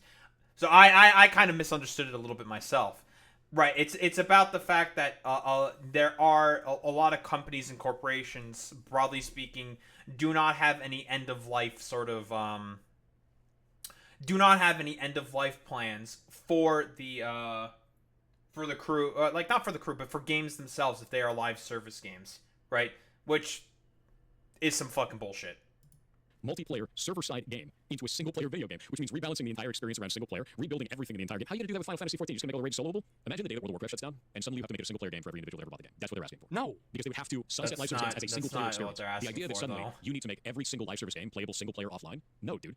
Correct. No. This part is more confusing than Finnegan's Wake. Yeah, that's say nowhere in from like even the initial stuff I read, it's like I didn't get that. They just don't like the fact that games can just randomly pull the plug, or like games publishers can randomly fucking pull the plug on fucking video games. That's the problem. Anything on Stop Killing Games, has this even been like a talking point from anyone besides Pirate Software? I don't know where he pieced this puzzle together. Like I don't get it. Like if I'm gonna try and like really reach here and give like a charitable explanation for this take, maybe he's extrapolating based on the idea that if publishers have to have end-of-life plans for their games, that includes MMOs, where once the game is getting sunset, you're pulling the plug on it. You would then need to turn the game over to the community in a playable state, an accessible state, like give the code to them. Thus, it turned it into a single-player experience. So the onus would be on the developers to rebalance their game to be a single-player experience for them. I guess I have no idea. That still just doesn't make any sense. But maybe that's the tree he's barking up with that thought process. Yeah, like again with the example that I've been constantly mentioning is GBOD and other source games. You can people host servers for that shit all the fucking time. Like they just do that, you know? Yeah, you know, COD, like there's still COD servers that are being hosted like locally. I mean, there's like bots and cheaters and stuff like that, but that, you know, that's like a whole that's not like the company's problem at this point. That's like the server side the problem to sort of like deal with. Like you know, this stuff already exists. Like I said before, if I want to play Battlefront 2 with the boys, I can play some Battlefront 2 with the boys. I'm talking about old Battlefront, not that new shit. I really don't know, because Stop Killing Games at no point ever says any of these multiplayer games need to be converted to single player. That really is outlandish. And the more I think about it, like the more nonsensical it becomes, because even in Pirate Software's hypothetical fanfic there, why would the developers need to rebalance the game? They would just turn over the code to the community and just it'd be in that state. They're no longer responsible for balancing the game. That's the whole point. They're not indefinitely supporting it. They would just be responsible of leaving the game in an accessible state to the community while they would shut down the servers on their end. Like they wouldn't need to go back through with a whole development team and like, you know, tweak the game to be single player compatible. It just doesn't make sense. Like I really do not understand that one. But apparently a lot of people latched onto that talking point from Pirate Software as something that Stop Killing Games was asking for and how unreasonable it was. Which, if that's what Stop Killing Games was asking for, it would be unreasonable. But that's not what it's asking for. Nowhere in there does it say that it's directly targeting always online single-player games. Oh, he's so close. He's so close to getting it. It is vague, and because of that, it will not. He never has that light bulb moment. Well, he is correct in that statement. It's almost as if that's not what the initiative is asking for. I know this part is once again just reinforcing that he doesn't know what the Stop Killing Games movement is about, but I have to just show you this because it is so fascinating, because he himself literally calls out that Stop Killing Games at no point explicitly mentions single-player always online games or anything like that. And for some reason, instead of following the breadcrumbs that would naturally lead him to the conclusion of, oh, maybe I misunderstood, maybe because it's absent here, that's not what this is actually about. Instead, he uses it as a criticism against the Stop Killing Games initiative entirely, saying it's just too vague, it's way too vague. The reason it is not explicitly stated there is because that is not what the whole initiative is about. It is not specifically targeting that thing that you keep saying that it is. I don't know how that never clicked. But those were streams with a smaller audience. What does he say in his big YouTube video with over 1 million views that he had time to research? If we're trying to kill off the practice of developers putting together a live service game, That is true. Yeah, you could also just hand the fucking code over, right? Like public domain stuff, right? This is all public domain shit, right? If you're gonna sunset a game, you know, essentially like put it on fucking public domain, you can just do that. Like I even pointed this out before. Like the main sort of like crux example that's being used in this case is well right here. People are attempting to develop a server emulator in order to, well, continue emulation of the game, to continue service of the game, right? Yeah, copyright law is some fucking bullshit, let's be honest here. But this is, I feel like this part right here just directly defeats, like, Pirate Software's fucking main point, right? Like, people are just asking for the stuff to be handed over to them. That's it. It's like, okay, if you don't want to host it, we can just do it. Fuck it. Pitching it as a single-player experience and then taking away support in the future. Now he's changed it again and is making up how it's about single-player games are advertised. What is he doing? It needs to be specific about the business practice it's trying to defeat, which is specifically companies that are doing this under the guise of it being a single-player game, but adding online-only functionality that is not necessary and doesn't add any gameplay elements. That's the problem. No, that's not it at all. This is a really strong section from Ross here because the clips that you saw moments ago were from his stream. When he took more time to watch it and digest it, he still came back in that video misrepresenting it. Like, it never dawned on him. Like, on stream, he could write it off as like, oh, he didn't grasp it in the moment, maybe later on he did. Well, then he made the video where he still was talking about things that are just not what Stop Killing Games was about, and this was the one that really blew up and really started to kind of dismantle the Stop Killing Games momentum. If we don't like the idea of live service games as a whole, I get it. Don't play live service games then. Don't agree to those terms. No, he's getting a new thing wrong now. We're not against them existing, we're against them being destroyed with no recourse for the customer. Pirate Software then goes on to talk about like the business practice of misleading consumers into thinking that what they're buying is a product as opposed to a license to a product, which is a totally separate thing. And then he criticizes Stop Killing Games for not being specific about that thing that he is bringing up as opposed to what Stop Killing Games is talking about. So he's using that against them for some reason. And then Ross goes into like the license talk. Our problem is not with licenses failing to inform people. Blizzard says they can take away your purchase for no reason. That sounds pretty clear to me. Our problem is those terms are so hostile to consumers and the medium that they should be taken off the table entirely. This needs regulation. Forget video games. If you look at basic commerce for... Yeah, this is a pretty good point there by Ross. Again, it's all about like the example that I've been pointing to is like right to fucking repair. If you try to go to like a third-party repair shop for like your iPhone or something, Apple can just like kill your fucking device right then and there because you've like null and voided the fucking warranty and everything, and they can just like insta-gib your freaking goddamn device. And for example, like they even do this inherently with certain patches that they put out, right?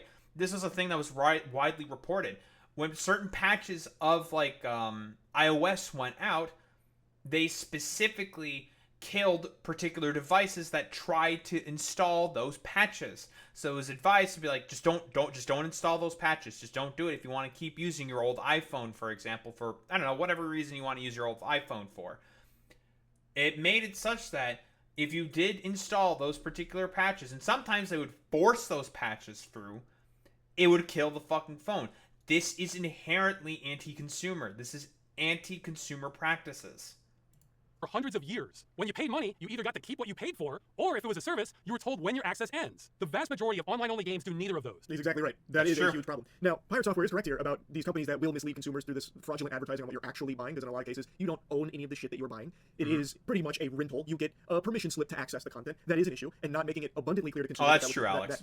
That is what you are buying is a problem, and so too is the actual agreements, as Ross demonstrates with Blizzard, where it says they can just completely terminate it for no reason at all. It really does go against the basic idea of commerce entirely. Video games are in a totally different ball game when it comes to that, because half the time you don't realize that you're just buying an admission ticket to a game. You're not actually buying the game. You also don't know how long that's going to last. Again, to go back to Concord, that shit lasted less than a fucking fucking rainstorm, basically. Like there's just so many problems. That's a really good example here by Charlie. Concord, yeah, this is a. So I don't know. I have to move on from that frame. I'm so sorry. That's a really, really good example. How long did Concord last before it got shut down? Because everyone just was like, wow, this game is fucking dog shit. Not even like 3 months or something, I want to say. Like, Concord, like, was it a matter of days? I'm so curious. Was it like a week? How long did Concord last? Developed over 8 years. 2 weeks. It lasted 2 weeks. And it was developed over 8 years. It was just a bad game, dude. Like, quite literally. Oh my god, bro. That's crazy. Crazy. Why Pirate Software would be so harsh on Stop Killing Games for not addressing specific things that he himself is bringing up or making up in regards to it. It just doesn't compute. It really is a video that did significant damage to an actually positive initiative that aimed to help consumers in the video game space. All based on his complete misrepresentation of it, which was a complete mess. If you try to tell me that every studio needs to run their live service game indefinitely or not run one at all, then no one's going to run them. Oh no! He wheeled out that line about publishers having to support the game forever. He was literally watching the video earlier where it says it won't do that in big letters. That wasn't enough. We just can't stop gamers from going there. Yeah, require endless support. Yeah, the word not is there. No, the word not's there. No, not like this. Pirate Software, no, Thor, no. there, even when we spell it out. That's the last clip I want to show from this section on the pirate software video, but it's a very important one because this is something a lot of people also think the Stop Killing Games initiative is about, where developers, publishers will have to support their games forever. Until the fucking heat death of the universe, they'll have to support these games under the initiative. When that is not the case. It is very simply asking that when the game has reached the end of its life cycle, the publishers, developers don't want to work on it any longer, to turn it over to the community to still be in a playable, accessible state so the product can still exist. There is some more nuance, obviously, to how that works, given like publisher-developer licensing and a lot of like the code, the binary, that kind of thing. There is a lot at play under the hood there, of course, but it is something that Stop Killing Games isn't naive to, and it is something that is talked about. But I'm not going to dive too deep into it. I encourage you to check more in on it. But this whole belief that it is about endlessly supporting a live service game, even when it makes no sense to do so and it's beyond dead and in the dirt, is ridiculous, because that is not what it is asking for. And a lot of people think that it is. It's not. Pirate Software got that wrong as well. Anyway, I'll stop yapping about it, but as mentioned in the beginning, most of Stop Killing Games hasn't been successful in getting change. And Ross has dedicated so much of his life to this, and it's clearly taken a big toll. Now he's doing everything he can for this last-ditch push to try and help. And there are two big things coming up that can do so. And it's why I linked at the very beginning of the at the very beginning of the video about the resources in the description. It's in regards to this. One is for the UK to sign a government petition to bring this issue before Parliament. Though keeping it real, I'm not terribly optimistic about this one, since the government response has been a mess by every definition. But the one that has a lot of power, so much so I think it could change the course of gaming history, is the European Citizens Initiative. Now I said I'm approaching this like a time traveler because with the trajectory we're on, these are both going to fail. Again, this one is crazy powerful, but the hurdle we just couldn't get past was that it requires 1 million signatures from citizens of EU countries, and we've only made it just under halfway. What a lot of people Well, it's at 1.2 million. This might be heard by fucking European Parliament. This might be heard by fucking MPs. It's crazy. don't realize is that in the EU especially, it's almost a state of lawlessness regarding the practice of game destruction. Is that the vast majority of games with an online requirement say they can be terminated at any time for any reason, where Blizzard likes to say any or no reason. But according to the EU Commission, that might be a violation of Directive 93/13 EEC, which protects consumers against unfair terms in consumer contracts. So if that term is unfair, that means that part of the contract is null and void. He goes on to explain how powerful that can be because of what a mess that is. Because there is so much gray area with how the video games currently operate in regards to those protections, it would be a legal headache that would require an analysis of the laws or implementation of new laws that could lead to, hopefully, an improvement when it comes to gaming. So the big hurdle was the signatures, needing 1 million, and currently it's at like 460,000, so it doesn't reach the threshold. I've been very vocal from the very beginning about how little faith I have in petitions, but that's just from the perspective of an American. In America, petitions are more worthless than toilet paper. You're better off just writing what you want on a note to Santa Claus and shipping it to the North Pole than you are doing anything. That is true. I don't know how different it is in the EU. Maybe it really is this powerful there that could lead to substantial change and improvement when it comes to games and preservation and all of what we've already talked about. Hopefully, I mean, that's really all that's left for this. Listen, I did my part. I signed on to the petition. I did my part. Killing Games Initiative, which sucks, but that's the position that it's in, unfortunately. And I want to talk about it because I really want to see something change with the games industry. I've said that so many times recently, but it's in such a sorry state. I mean, I'm talking big budget AAA space. Indies, I think, are absolutely crushing it, absolutely golden right now in the golden age of indie games, but overall, in the big budget games and the way the industry keeps pushing things, it sucks. So I wanted to talk about Stop Killing Games here. Hopefully... Alright, I think that's Charlie's bit here. So yeah, he's in full support of it. What about JackSepticEye? What's his perspective? About a really important thing that is going to affect a lot of us and is affecting a lot of us who are into the gaming space, which is the Stop Killing Games initiative. I know a lot of people have been asking me to talk about it for a while. In the beginning, I was like, this is a cool initiative. Signed the petition and everything. Let it do its thing. Apparently, it's not going as well as people wanted to and as it should be doing. They're about 700k signatures into the million that they need as of recording this video, and I did make a post about it on the community tab to try and like push it in a different direction on my main channel. The reason I'm doing a video of it here on the JackSepticEye channel is I don't know what's going on. There's something happening with the algorithm in terms of my channel right now. I've seen it happen to some other channels of similar size to mine, where after I did schedule one, for some reason, I hate to say like, oh, the algorithm's against me and they flipped the switch and all this kind of stuff, but sometimes it really just does feel like that something happened under the hood. It's happened in the past multiple times. I've talked to some other YouTubers about it. Everyone just seems to be like, hey, my views just disappeared. Like my main audience aren't getting any of my videos anymore. What's happening? I don't know. It's hard to talk about without it seeming like, oh, bro, you fell off, you're washed, whatever. So I just tend to kind of like stay away from it, see what happens, see what shakes loose, and then get back uploading again. Something's going on. I don't know what's happening. So to not upload this in a place where the algorithm is in flux for a channel of that size, and again, not knowing if this is actually going to go out to any of the people who are there. Death Stranding went up. Clearly, it's not being served to the people who would normally watch it. It's seen as the previous series on it, on Death Stranding 1, did so well. I don't know. That's a different discussion to have. But I wanted this to try and reach more people, which honestly, weirdly, I think on a second channel, it's going to reach more people right now than it will the main channel. Again, I don't know what's going on, but I'm trying to do as well by this as I can. I'm also going to try and keep this succinct and say the things that I know about it and try and not spread misinformation about it, because a lot of people have talked about it and talked about it really well. They've given over some really great information. Ross, a person Farms who has designed the initiative, has a very good video talking about it, which I will leave in the description for you to be able to go and get like the weeds of the information about it, because again, I'm going to butcher it, and someone like Pirate Software has gone out and done a horrible video on it, misrepresenting what it is, giving a ton of misinformation. We've seen the Pirate Software video. It is dog shit. He basically strawmans the entirety of the, entire. I'm curious. Hold on, I need to see again. ECI could pass. Politicians like wins. Yeah, because the stream bit that he looked at, right? This is the prepared video we looked at. Where he didn't even look at Ross's fucking video saying that what it's not asking for. Yeah, this is pretty fucking dishonest here, to be honest, what Pirate Software is doing here. He just, like, he basically strawmanned the fucking position from the beginning. It's pretty fucking crazy. Killing the initiative from the get-go, and then just being very egotistical about it, not saying sorry, and really opening up to it and being like, shit, my bad, and then fixing any of the things that he said were wrong about it. It's a fucking mess. So I want to put my voice to it and my name to it and whatever audience we can get behind it to try and sign this petition, which I will also leave in the description. There's a petition for you to be able to sign it in the EU, and there's a petition for you to be able to sign it in the UK because Brexit and fucking a whole mess of stuff involving that as well to make it even more difficult to do anything like this in this world. It's happening in the EU right now because Ross himself said that. I mean, again, I don't want to say stuff that's wrong. I'm so sorry if I say anything that is. I'm doing this with the best of intentions. There's a lot of nuance in this, and I'm trying to get the cliff notes right. Again, like somebody else didn't. But Pirates basically, suffers stuff in a the US lie. is harder to Let me do, tell you, and folks. there is a chance to be able to put stuff into law He's in a liar. the EU to be able at least get it in people's faces. That's the purpose of it now. Hopefully, we'll go into law to try and like protect the games and protect game preservation and all that stuff, and just for the consumers to keep things good for everybody. And the EU has been pretty good at doing certain things in the past, like putting. I think it was the EU that put USB-C chargers in like iPhones and stuff, right? Instead of Apple being able to just sell their proprietary stuff all the. Very good point here by JackSepticEye. Yup, again, that's another explicitly anti sort of consumer practice that Apple did, right? We can pull that shit up, right? EU forcing Apple to use USB-C.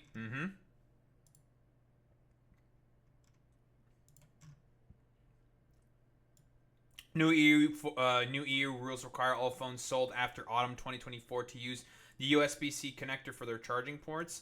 And ever since then, yeah, I've talked about this before. This was a huge fucking win here by the European Union, by the European Commission. Like, quite literally. This was a ginormous fucking win here by them.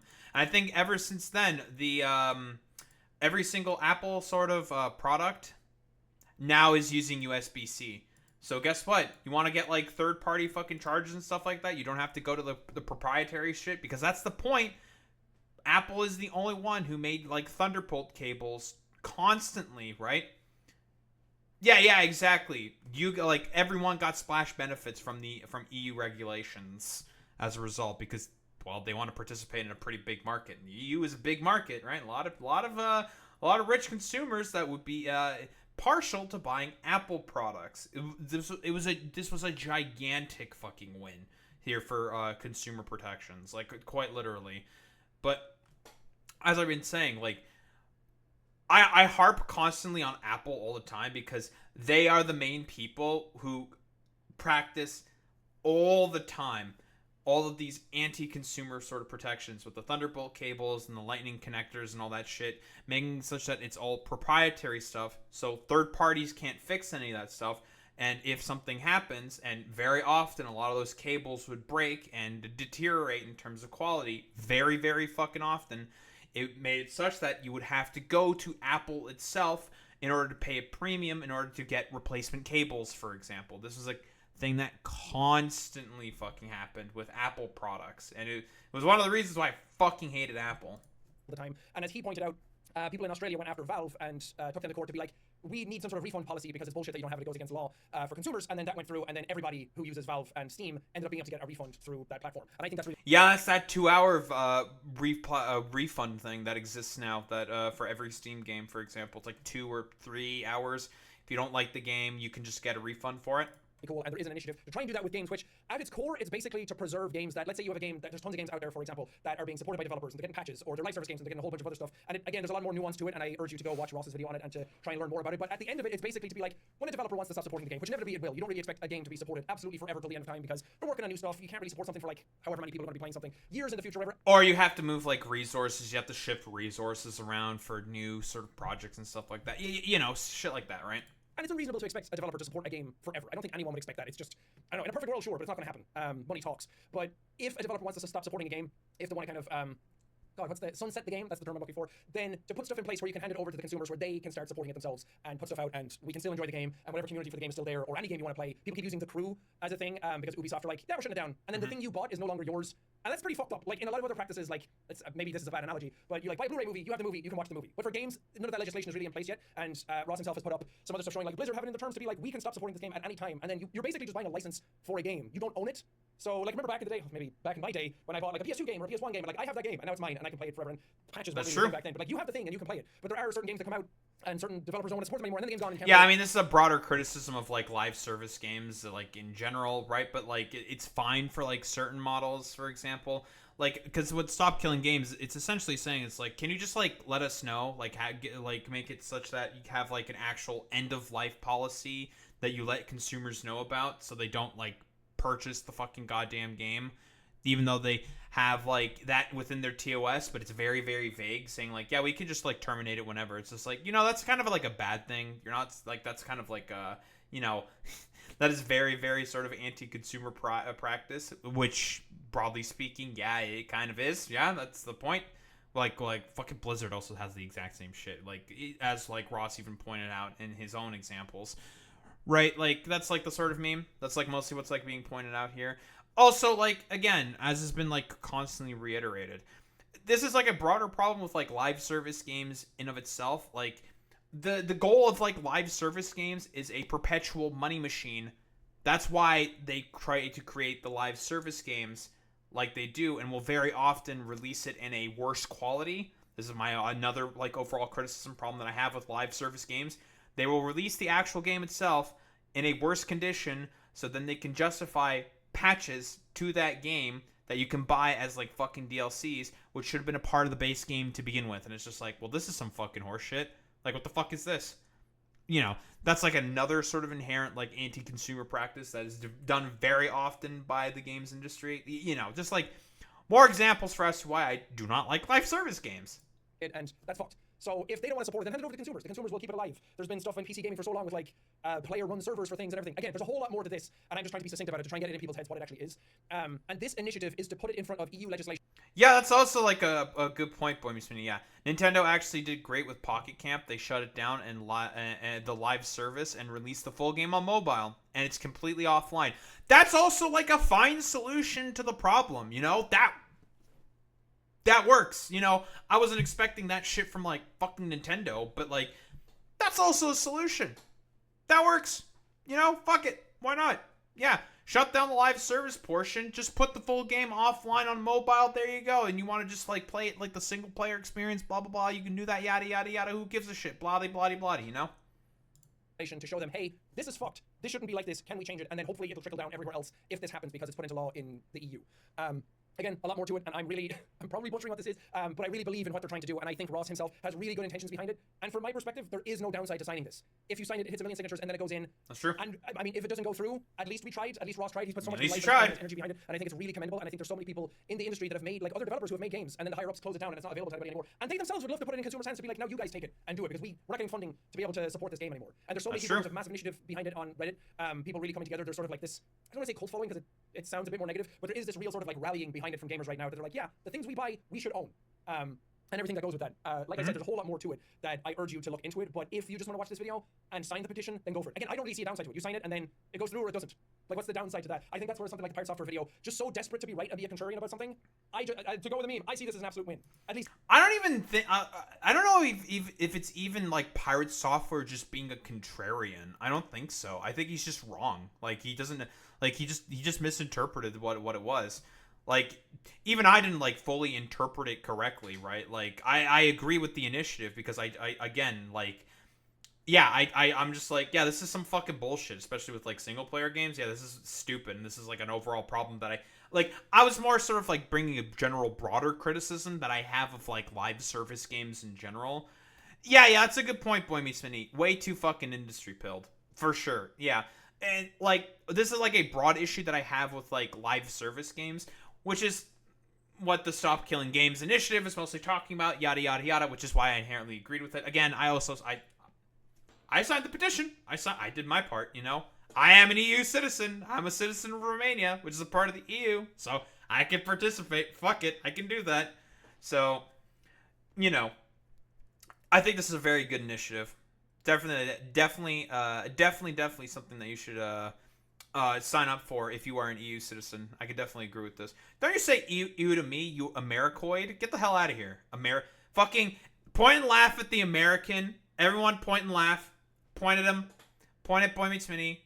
These gamers will make their voices heard, as cringe as that might sound to people who are not really in the space. But I love video games. I'm so involved and I'm so engaged with, like, I went to a thing for Death Stranding last night, and I just spent a lot of time talking to people who make games, either on the voice acting side, on the casting side, in the audio side. There's some people who are just. I hear Death Stranding is really good. And these people just love making games so much that they want to be involved in them and just give it to people and just make games good. Like, at the end of the day, that's really all it is. And I think initiatives like that are a really good way of kind of like rallying the community behind each other, getting involved, and just speaking out on it. And that's why I wanted to make this video. And again, I know a lot of people say, I wish he put this up on his main channel, but again, I mean, just go back through the channel right now. I don't know what the fuck's going on with it. And I worry that there's also a thing with YouTube's algorithms right now where if you're just uploading gaming content, sometimes if you upload something that's not gaming, it will get suppressed and buried and not really go to the people who it should go to. And that's one of the things Matt Pat was talking about when he retired, that we had him on Brain Week where he talked about these silos of content, where it's like, if you're a gaming channel, kind of have to stick with that. That's why so many people do like Fortnite, and they've done it so much that now it's like, that's kind of all you can do on your channel. Because if you do something else, it takes so much Herculean effort to get over that algorithm to start pushing your content to other people who are not into that. It's not going to push it to people who are not into that thing. And this is gaming related, but again, I'm trying to put it in front of the eyes of the second channel has no stakes in it. I'm not going to have monetization or anything like that turned on in this video. So it's just a case of like getting it out, getting it in front of as many eyeballs as I can, and getting it. Maybe there's people who aren't subscribed to JackSepticEye who are on this channel. I'm putting it out in front of your eyes.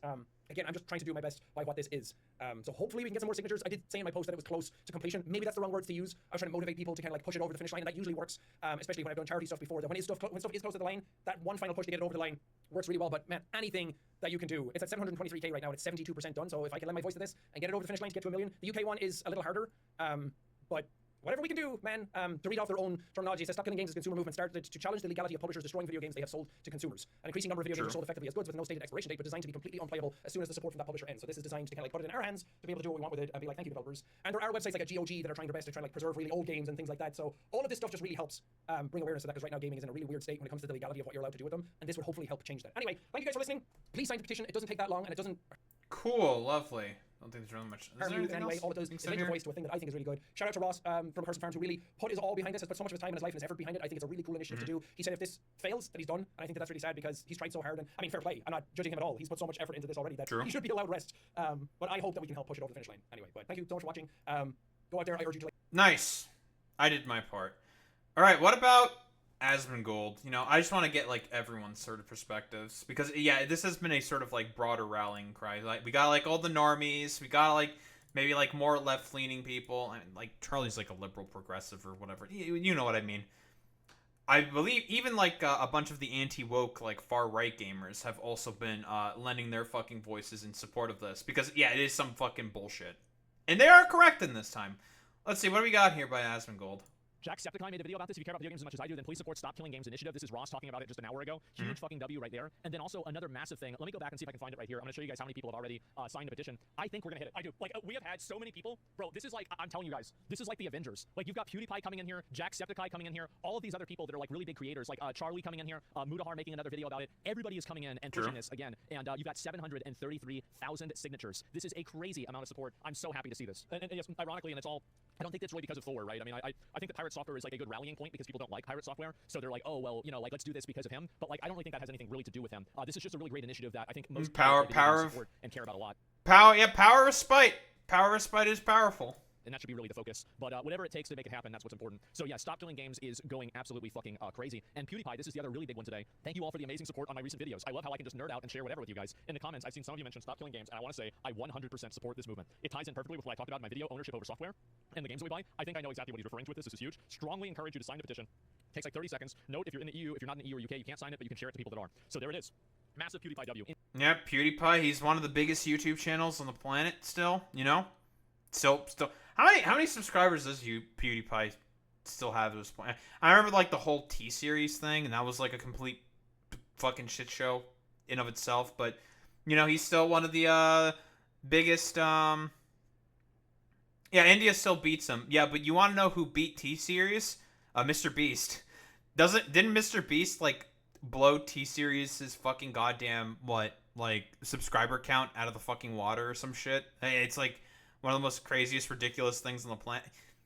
Whatever, you know, the consequences of the beastification of YouTube, blah, blah, blah. You know how it is.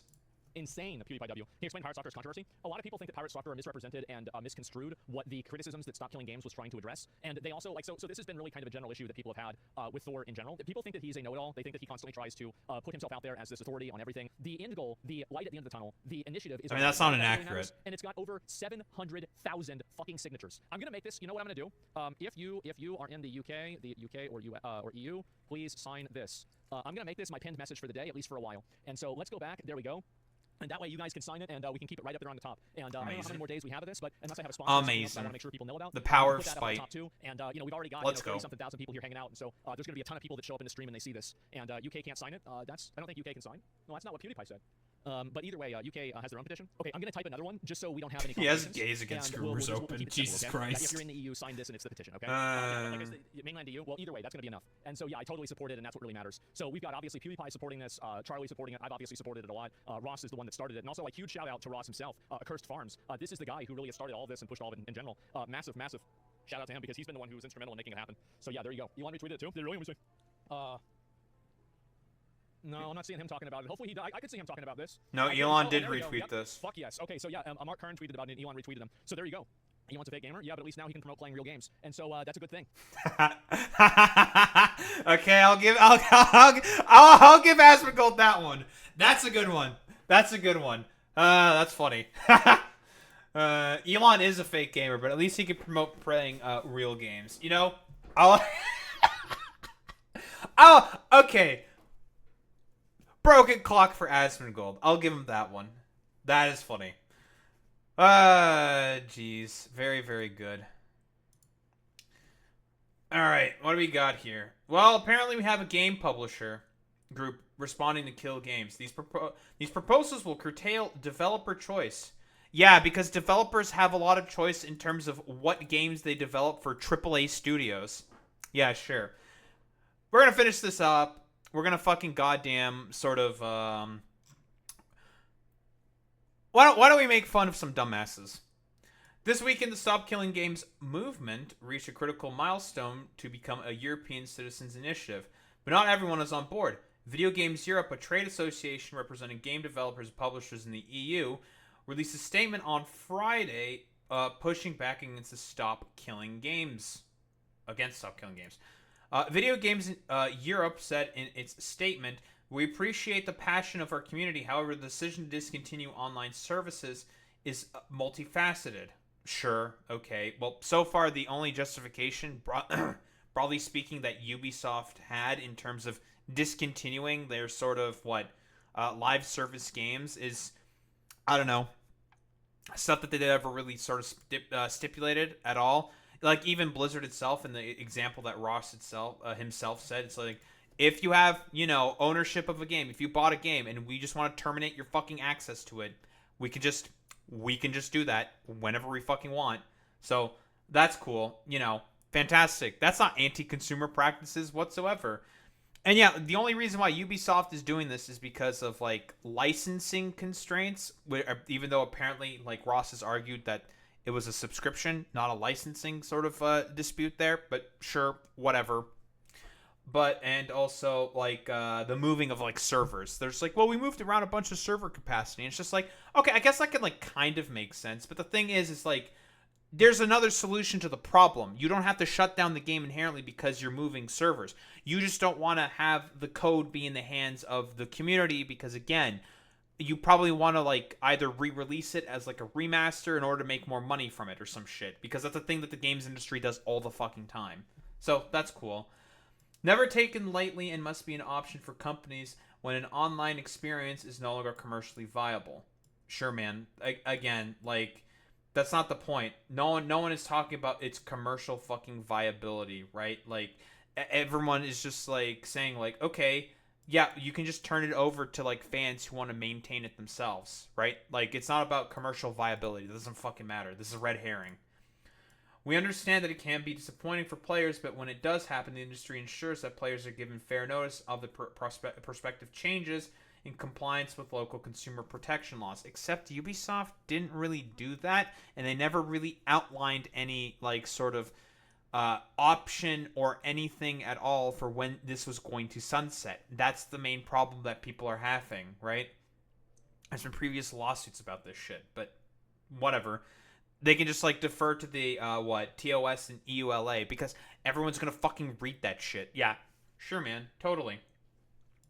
Private servers are not always a viable alternative option for players, as the protections we put in place to secure players' data, remove illegal content, and combat unsafe community content would not exist and would leave rights holders liable.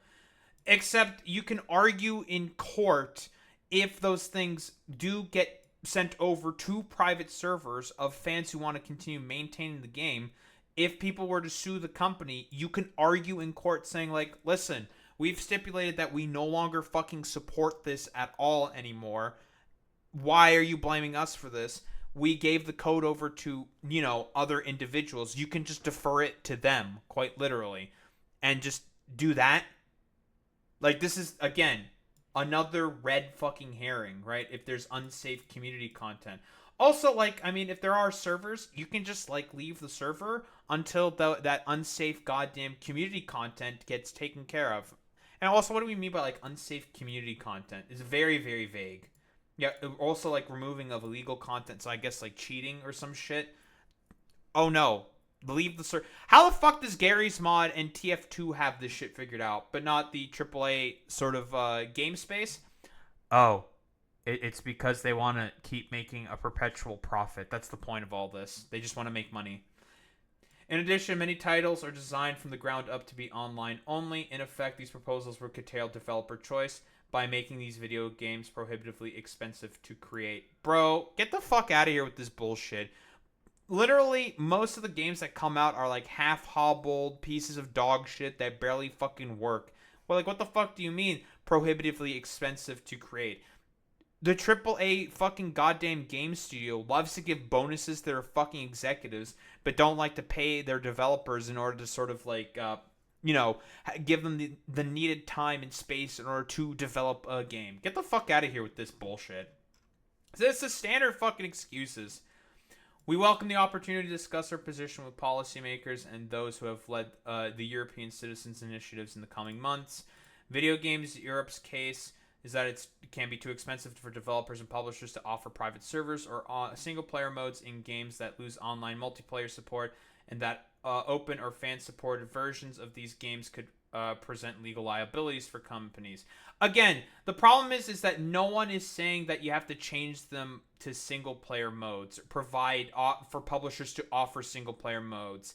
This is dishonest inherently. That's not what it's arguing at all whatsoever. So, the games industry is lying about the initiative. Say it ain't so.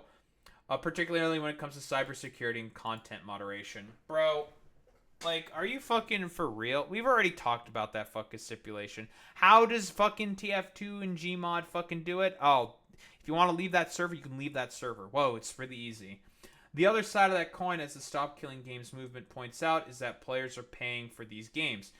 They don't usually get their money back if the game is shut down, so they're effectively paying for a product that is taken away from them. Of course, developers and publishers will argue players aren't buying a product but a license to access the game, but that's not how many players look at it. Well, I mean, if you're buying like a CD, right, that is for like a live service game, a physical fucking copy, and then it just gets like cut because of the fucking servers being gone, they're still stuck with the disc. You can't resell that fucking disc. They're stuck with it. Like, that's how that works. As the official Stop Killing Games website explains, Stop Killing Games is a consumer movement. It started to challenge the legality of publishers destroying video games they have sold to customers. An increasing number of video games are effectively sold as goods with no stated expiration date, but designed to become completely unplayable as soon as support for the publisher ends. This practice is a form of planned obsolescence. That's true, and is not detrimental to customers. Not only detrimental to customers, but makes preservation effectively impossible. Furthermore, the legality of this practice is largely untested in many countries. Regardless of what Video Games Europe has to say on the movement, it's clearly gaining popularity with gamers after garnering over 1 million signatures for its EU petition. Unfortunately, even the Stop Killing Games movement eventually succeeds in creating some sort of policy changes. They will only apply in the EU and potentially the UK as well, so publishers and developers may still be able to permanently shut down games in other parts of the world. This is a true statement. However, similar to, again, the USB-C connectors with the new EU rules that they did, this can cause a trickle-down effect. And that's what Ross said he wants to potentially happen. It's not only in the EU that it's been, being looked at. It's also in Australia. There's something going on in Australia. So, good to see that, the industry brained dumbasses like Pirate Software and Video Games Europe and the industry itself are trying to do everything possible in order to, push as many anti-consumer policies, because this is what it purely is. It's all just anti-consumer bullshit because they want games to be a perpetual profit-generating machine. when we all know that that is a standard that no product can ever possibly have. That is the main issue here. And this is why, personally, in my opinion, if you are a European citizen or a citizen of the UK, you should sign up for the petition to the European Union Citizens Initiative for, well, the Stop Killing Games Initiative. I have done it myself. I'll probably post a link to it in the description. You know, probably should. You know, it's the good thing to do. It's a good initiative. Ross has put in a lot of work and has gone through all the fucking legal avenues and stuff like that. There's like no argument against any of this stuff. It's just a good, positive thing for consumer practices. And it should be supported. That's all I really got to say about that, to be honest.